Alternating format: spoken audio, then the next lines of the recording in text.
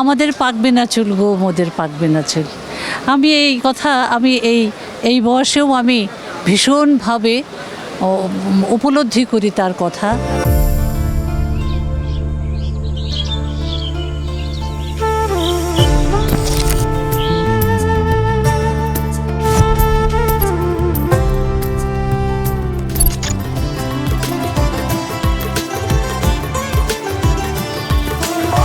চর্চার জন্য তিনি নোবেল পুরস্কার পেয়েছেন, সেই মহান ব্যক্তিত্বের আজকে আমাদের ধন্যবাদ।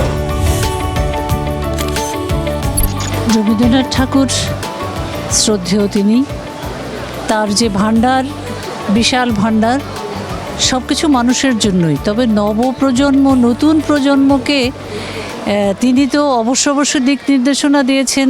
প্রথমে তিনি বলেছেন ছোটদের জন্য যে আমাদের পাকবে না চুল গো মোদের পাকবে না চুল।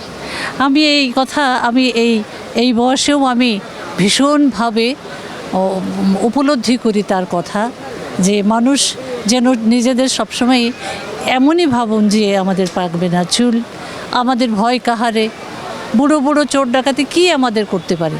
যখন বর্ষা ঝরতে থাকি তখন আমাদের মনেও যেন গেয়ে ওঠে আজি ঝড় ঝড় মুখর বাদুর দিনে। এ তো আসলে ভীষণভাবে সব কিছুতেই মানে এগিয়ে যাওয়ার যে ব্যাপারটা, মানুষ চলার পথে যা যা প্রয়োজন উনি সব কিছুই করেছেন।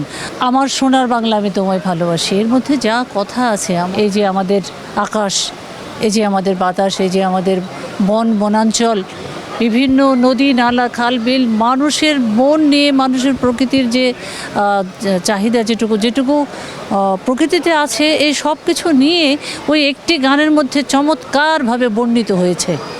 এত বর্ণিত আমার মনে হয় অন্য কোনো গানের মধ্যে নাই।